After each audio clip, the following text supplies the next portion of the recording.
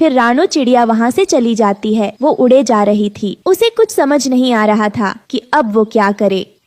मैं कालू कौवे के दाने वापस कैसे करूँगी? अगर नहीं करे तो वो घर छीन लेगा, लेकिन दाने वापस करूँ तो कैसे करूँ?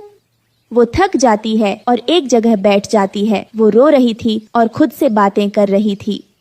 टुन्नू जी, आपने अपनी बेटी की जान तो बचा ली, लेकिन खुद हम सबको छोड़कर चले गए। आप अपनी बेटी से कितना प्यार करते थे, जो आपने उसके लिए यह सब किया। रानो चिड़िया ऐसे बैठी रो रही थी कि तभी वहाँ एक बूढ़े बाबा आते हैं। रानो चिड़िया, मत रो, चुप हो जाओ। जिंदगी की मुश्किलों का मुकाबला करो, हिम्मत से मेहनत से काम लो। परंतु मैं तो कुछ काम भी नहीं जानती हूँ, फिर मैं क्या काम करूँ? तुम पहले सिलाई का काम करती थी ना, तो अब क्यों नहीं तुम अपनी बेटी के लिए, अपने परिवार के लिए और अपने लिए फिर से सिलाई करो। लेकिन मेरे पास तो सिलाई मशीन भी नहीं है।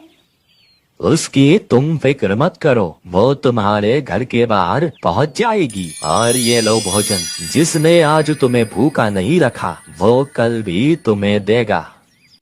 फिर रानो चिड़िया वो फल की टोकरी लेकर अपने घर आ जाती है। जब वो अपने घर के बाहर आती है तो देखती है कि वहाँ तो सच में एक सिलाई मशीन रखी हुई थी।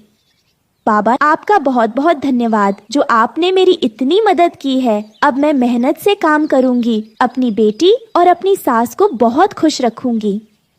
फिर रानो चिड़िया पक्षियों के कपड़े सिलती है। वो इस काम में बहुत माहिर थी, इसलिए वो अपना काम अच्छे से करती है और जल्दी वो कालू कौवे को उसके दाने के बदले उसे पैसे दे देती है। इस तरह गरीब दर्जी बहू अपनी बेटी और अपनी सास के साथ खुशी खुशी रहने लगती है।